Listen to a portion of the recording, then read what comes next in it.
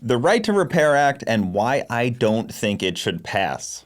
Now, that may sound a little weird coming from me because everybody else in the automotive industry is pretty on board with this, but I see a lot of faults and I see a lot of reasons why it probably shouldn't pass. I recently read through the entire thing, and honestly, I probably would have came to this same conclusion reading it or not, but I read through everything, I highlighted all of it, and I am here to talk to you guys about it.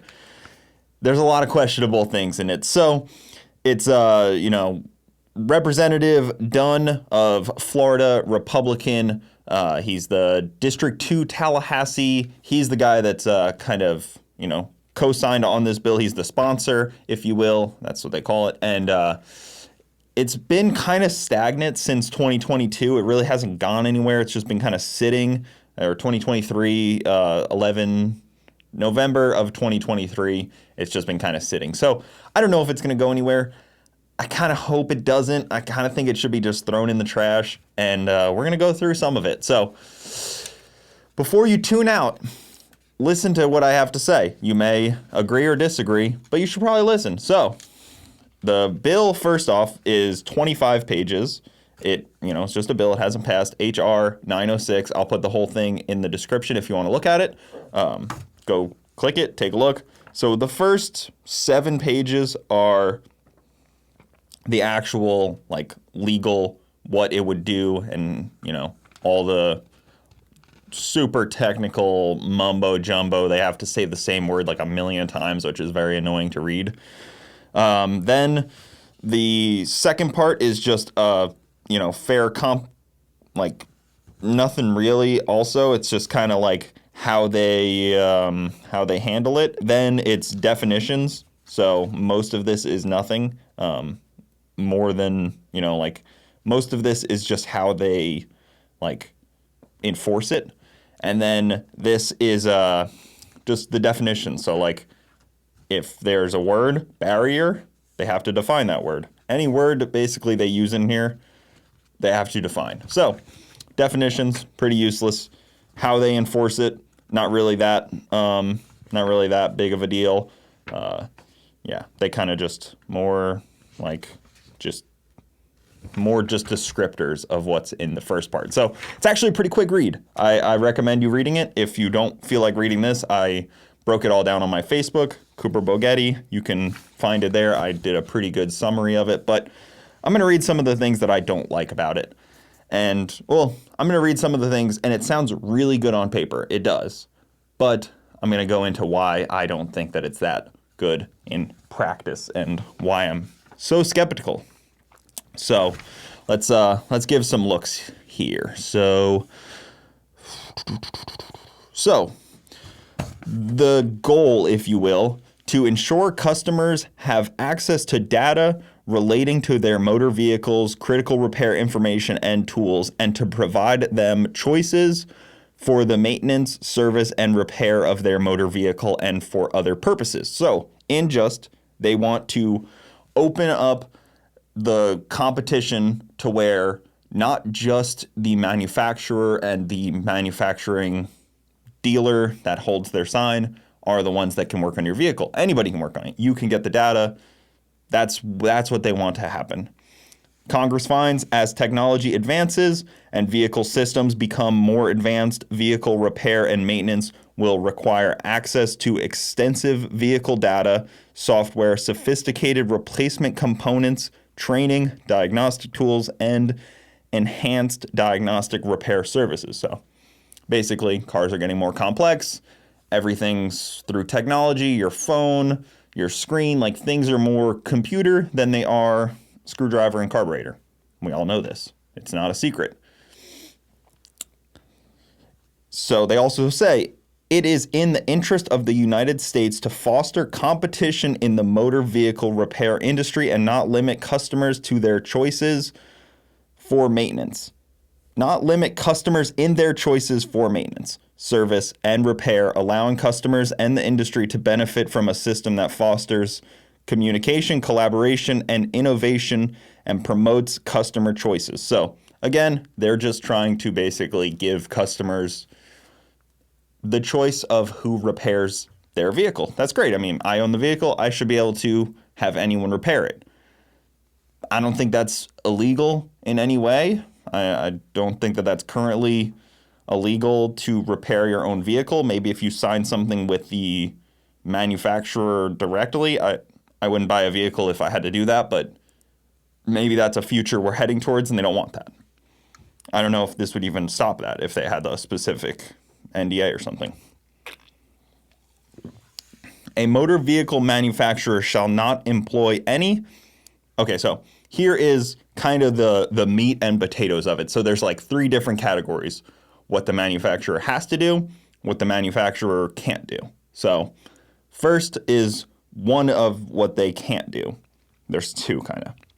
So a motor vehicle manufacturer shall not employ any technological barrier or specified legal barrier that impairs the ability of a motor vehicle owner to, and then access vehicle generated data, access critical repair information and tools, use a vehicle towing or service provider of their choice, produce or offer compatible aftermarket parts, diagnose, repair, and maintain a motor vehicle in the same manner as any vehicle manufacturer or vehicle dealer. So they want you to be able to look at the data. They want you to be able to tow it with any service you want.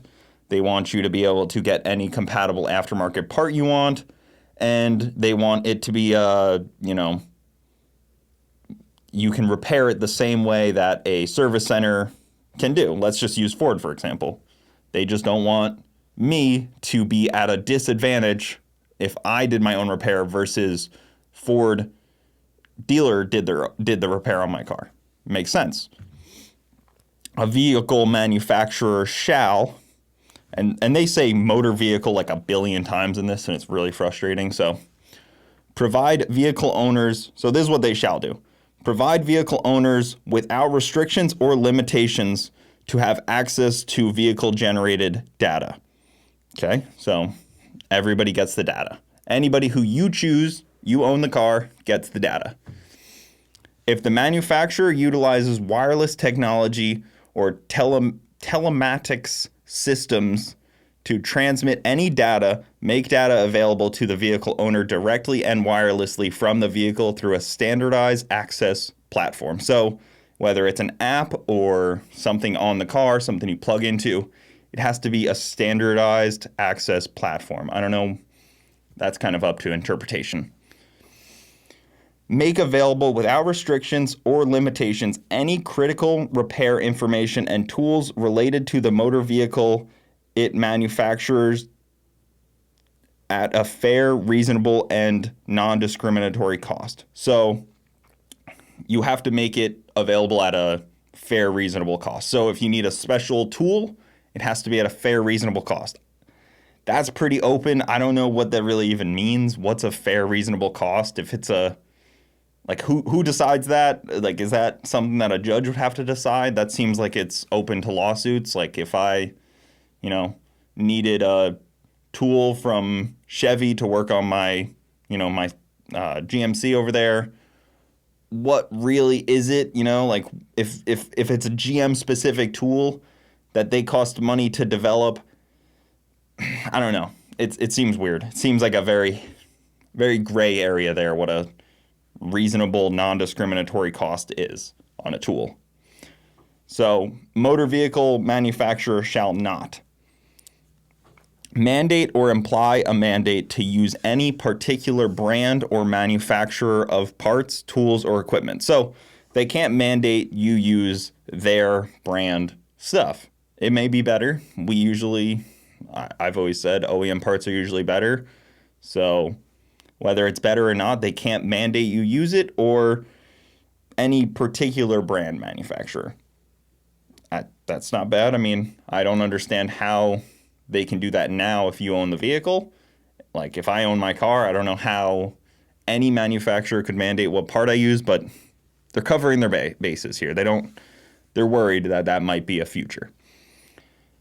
They can't recommend the use of any particular brand or manufacturer of parts. So they can't even recommend it. Tools or equipment used unless the motor vehicle manufacturer provides a prominent notice immediately following the recommendation. So if in the handbook or anywhere it says, if it's on a forum, if it's on a website, however they tell you about the part, it has to say in the same font size as the recommendation and in a font size no smaller than the font size used in the recommendation, stating that vehicle owners can choose which repair parts, tools, and equipment to purchase and should carefully consider their options. So they want it to legally say, if you need a new alternator, it says you need part number 1, 2, 3, 4. They want it to legally say, but you can use any part you choose.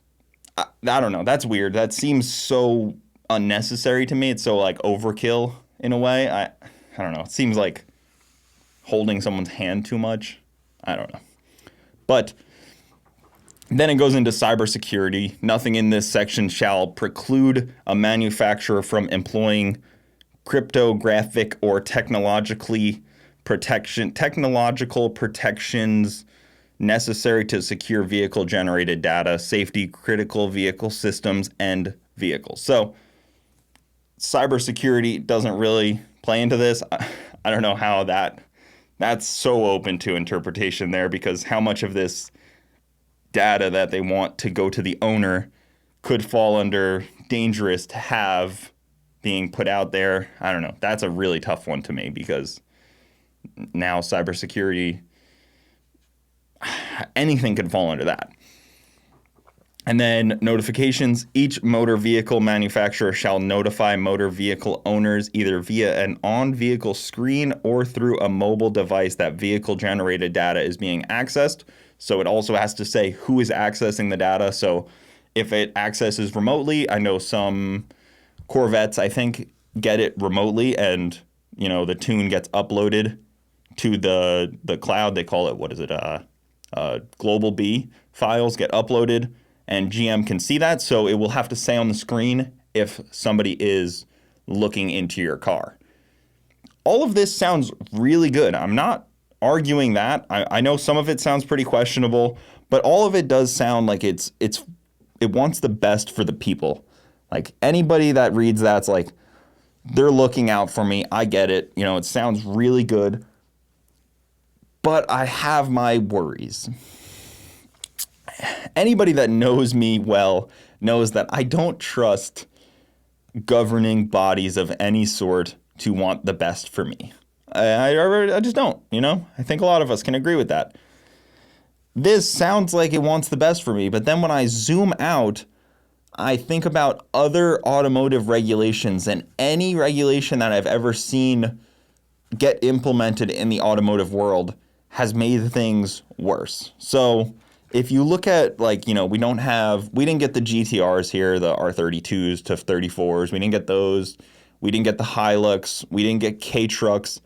And all of that we didn't get because of regulations like this. They all had their own reasons, chicken tax and stuff like that. But it all comes down to we didn't get it because of things like this. A lot of people commented on my last video that they want to see cheaper base model cars, entry-level stuff. This is all going to add a ton of cost to the big three that already exist. And then it also creates a huge barrier for any vehicles that are trying to come into the US or any small vehicle manufacturers that are starting up that could rival some of the big three. So somebody in their garage right now, or, a small company, I don't know, Rivian, now has to implement all this stuff and all this legal stuff and all these problems where it's tough. It's going to be hard for them to manage all this. Yeah, they can do it, sure. But maybe they'll get past it, but the other company won't. So it's tough when you want to add more regulations to an already extremely overregulated, in my opinion, sector of our economy. I mean, automotive is one of the biggest sectors, and it's not exactly big on my list to add more rules that are going to make cars more expensive, because who takes the brunt of this cost? It's going to be the purchaser, the consumer.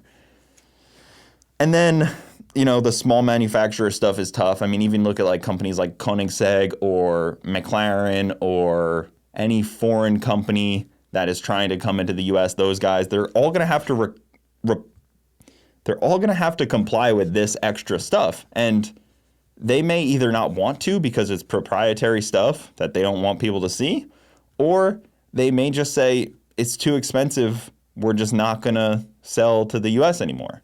So I don't know. I don't know how, anybody can really hope for more regulation. I really would like less regulation, and that's where I have my gripes with this. It's just government meddling in small business.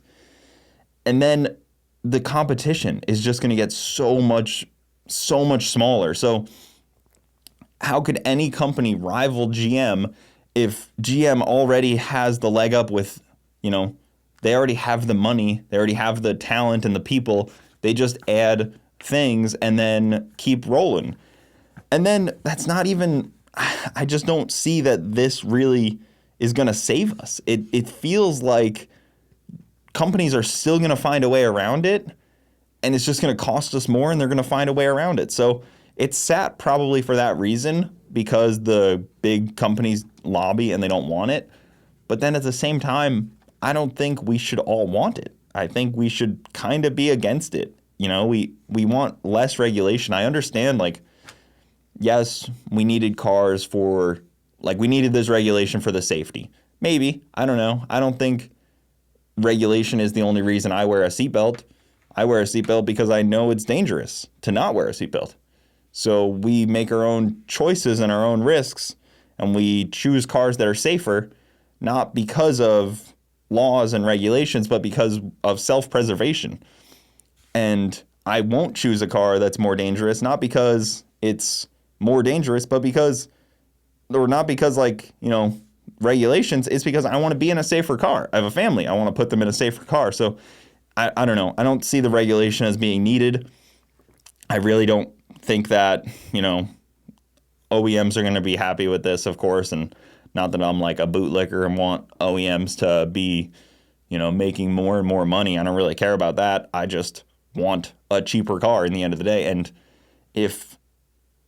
I want OEM to make the best car for me. Like, if this is something I truly want, I will seek out a car that I can connect my smartphone to and get this data. They may never make it. And I understand that as well. But it makes it really tough to get behind more regulation. And I think that's probably why this bill is sitting. I know it's a Republican bill, and all government loves regulation and control, and all government kind of needs more regulation, or else if they stopped now, then, they'd be out of a job. So I see why they're doing that, but I don't know. Maybe I'm just rambling here now. I would have loved if we got more K-Trucks and Hiluxes and GTRs and what are those ones that they have in the Middle East, those four-wheel drive, like Mitsubishis that they have. Just think about all the cars around the world that we didn't get in the U.S. We didn't get them because of regulation. So more regulation is just going to make that worse. So if you're signing this bill, or if you're signing the petition, just think about that. Think about, the chicken tax. I could make a video on that too. The chicken tax was a 25% tax to make on foreign trucks so that American trucks were cheaper and, people would buy them. But then we didn't get vehicles that we wanted. It's not really free market to do stuff like this. So it's anti-free market. It's anti-capitalist. It's pro-big government. I'm anti-big government. And this kind of just, it's one of those things. I may get a lot of hate for saying this, but it's my personal opinion that I think we want less government involved in our vehicles, and I think that this completely goes against that. So that's it, guys. If you have any questions about this stuff, if you disagree with me, leave it in the comments. If you agree with me, leave it in the comments. It really helps the algorithm, but that's kind of where I'm at. I think I think we better be weary of anything that looks good on the surface, and zoom out, dig a little deeper, and kind of kind of go from there. But thank you guys so much for watching. Keep it saucy. We'll see you next time.